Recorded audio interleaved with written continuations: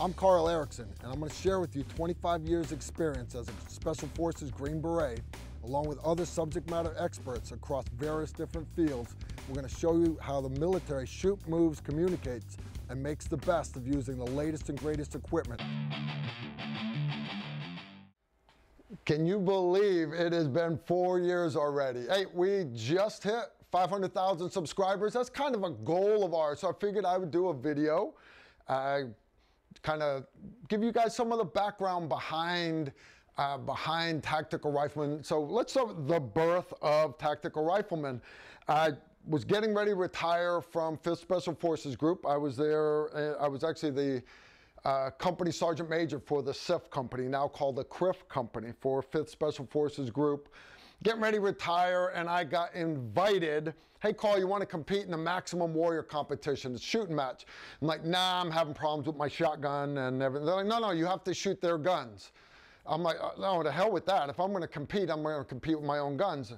And they're like, but you could win a Jeep. I'm like, no, I just want to shoot my own guns. They're like, yeah, but even if you take last place, you get to keep the guns, and you can win a Jeep.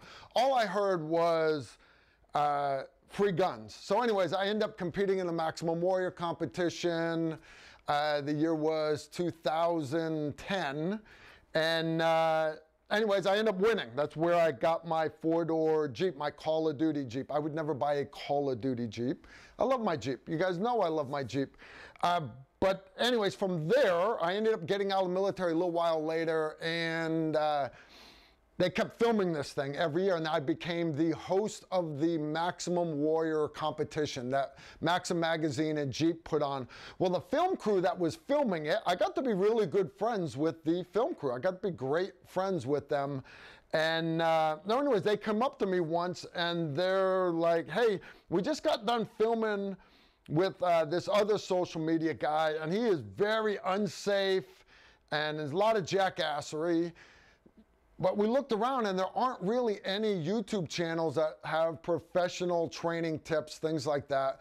And we want to do that. Would you like to do that with us? And I thought about it, and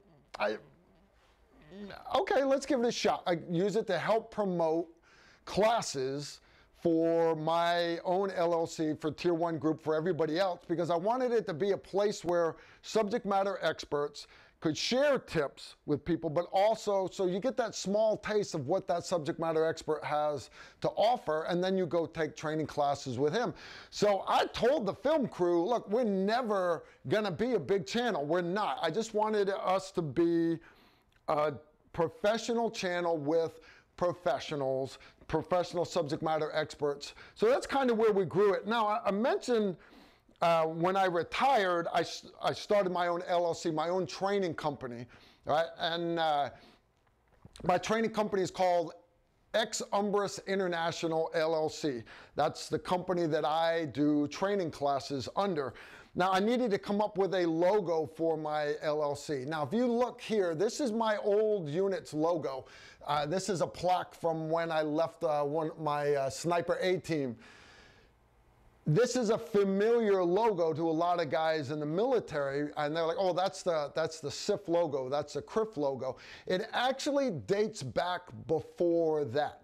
Everybody knows Delta Force, even though Delta doesn't exist. Everybody knows Delta Force is the premier hostage rescue unit on the planet. Well, going back in the 70s, you had all these hostage rescue, all these aircraft hijackings and everything else. The U.S. needed a hostage rescue unit. So as Delta was being stood up, they're doing their first selection, train up and everything, until they were ready, there was a unit at Fort Bragg, Smoke Bomb Hill, from 5th Special Forces Group that was dedicated as the first ever U.S. hostage rescue team to be ready until Delta was ready to assume the mission.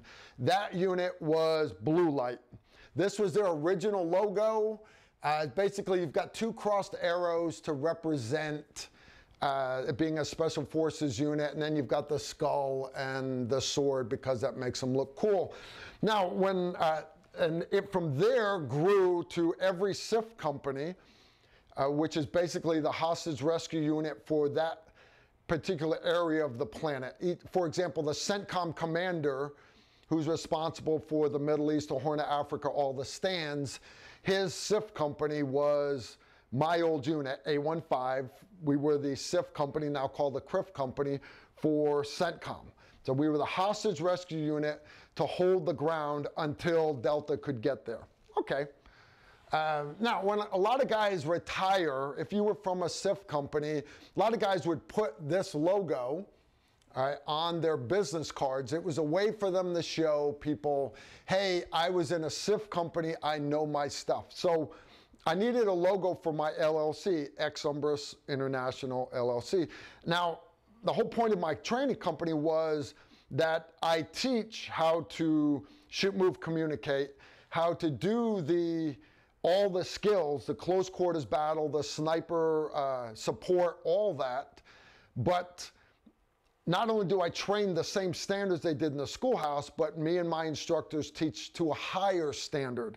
So I was like, well, okay, so how do I convey that in my logo? I still want to be able to let everybody know from a distance, hey, I have a SIF background, but I also kind of wanted to make it my own. So what I did was I took a better skull, and instead of using the SF arrows, I used two, what's more modern than a bow and arrow. Without going all the way to guns, I put crossbow bolts, big fat crossbow bolts. If you zoom in on the logo, you'll see they've got a lot of edged blades on them. And then I replaced the center sword, going all the way back to my personal SF heritage, and I added the G42 Special Forces dagger. This is one of them that was given to me by Group Headquarters Company. So basically I took this dagger, I replaced the sword with the G42 dagger, and that became the logo for my LLC. I'd had it for a while, hadn't really given it that much thought. Fast forward, the film crew's like, hey, we're getting ready to start up our YouTube channel. We need a logo. Yeah. Okay. Well, I kept blowing it off. What logo do we use? Finally, I'm like, it doesn't matter. Just use my LLC logo, and hence the birth of the logo that you guys are used to for Tactical Rifleman. Now, Tactical Rifleman has begun to become more diversified. We've added SEALs, we've added other people that were not in a SIF company. So I kind of wanted to get away from that logo, but at the same time, a lot of you guys have become loyal followers of our logo. So we actually ran a thing on the internet. The film crew went and got all these other media guys, graphic designers to come up with all these logos. We had everything from Tactical Rifleman with a guy in a World War I British uniform with the flat helmet. And we had other logos that were like copies from the local video games and different skulls, this, that, and the other. And there were some great designs, but at the same time, I was like, you know, I want to change our logo because we're going in a different direction now. We are. We're not just SIF company trainers. We've taken and we've got Tactical Rifleman. We're going in a different direction, but I still want to stay true to our roots. So basically all I did was I turned the skull. The skull now faces in the other direction. I still kept my G42 dagger, true to the original roots of Special Forces and the CIA, dating back to OSS, all that. And then I took away one of the arrows and I added an Indian tomahawk to represent all of our survival following that we have out there. Tactical Rifleman is still about shoot, move, communicate, but it's also about all of you being prepared. So I added the tomahawk for Randy Rawhide Worst. He has added so much to this channel. Randy, with his survival background and his Indian background, I've done that for Randy. That's how much that guy means to me. And I really want to thank all the subject matter experts out there, because we've got a lot of great guys on the team. Guys like Instructor Z. Z Durham, a lot of you don't know it. Z was actually one of the master assaulters in my unit, team sergeant, everything. But he was literally that guy with hundreds of actual combat missions under his belt. When that door got blown open, he was the one pushing America's finest through the doorways. Z did the whole MMA combative stuff and everything, but he falls back on not just martial arts, not just his military training as a Green Beret, but Z is very, very passionate about self-defense and teaching you, the concerned citizens, how to be capable citizens. I mentioned Randy Rawhide Worst. Now, Randy, literally, Randy was the guy that everybody knows, got mentioned in other videos. Randy was the guy that literally wrote the survival portion of SOCOM's new SEER manual back in the day when they finally got around to updating the manual. Randy's the guy that did it because he's got that big survival background. But a little bit of tactical rifleman history for you. When I went to go get my Green Beret, when I got back from Desert Storm and I went to the Special Forces recruiter, they hand out the little pamphlets with, you know, go Special Forces. That pamphlet, a lot of people don't know it, it had a picture of a 5th Special Forces group, Green Beret, tough as nails, in his Class A's, Green Beret cocked on his head, and all his dress ribbons and everything. That was Randy Rawhide Worst in that photo, a young Randy Rawhide Worst. Randy's the generation ahead of me, but I still consider him one of the greatest instructors that's ever been out there. I got Jason Phelan. He's our SEAL. He helps round out our team. Jason has brought a lot to this team that you know, it's a different outlook that our Army brothers just don't give us. And on that note, that's the same reason why I wanted to bring in Imri. Now, Imri's new to the team, but Imri has a Israeli special ops background. All right, now you guys know the Israelis, they do CQB a little different. Yeah, they do. But they do a lot of things different also. And what that does is that makes us more rounded, better educated. Now remember, you may not agree with the tactics one person uses or another person uses, but learn their techniques, their tactics, their different ways of doing things, and that's one more extra tool that you've got in your mental toolbox. Right? Pete Jones, Keith Gipple, they've done a couple videos with us, and these guys are just, they're sharing their little tidbit where they're the subject matter expert. Donnie Bones did some of our earlier combatives videos, and he's going to be doing some more for us in the future. All those instructors, the whole crew down at Tier 1 group, again, subject matter experts in their particular areas. And again, we got to thank Chad, who has joined our team, and he is always there helping us. He's the one holding the camera right now. I can't say enough thanks, Chad, for joining the team. Can't say that enough. All right, now, I am only half of this team. I really am. I'm only half of it. The other half, when we started this monstrosity out, was the film crew. Whenever I would see them filming, like Maximum Warrior, we've done other commercials for other things. They were, right, this is a big, huge production company. They have PAs and camera guys and sound guys and key grips and all these other two guys, Lowell and Jesse, personal friends to me. I call them Frickin' Frack. I call one of them the Hobbit. I call the other one the Wookiee. But they are literally terms of endearment. I love these two guys, and they are assisted by Heather, who we call R2D2.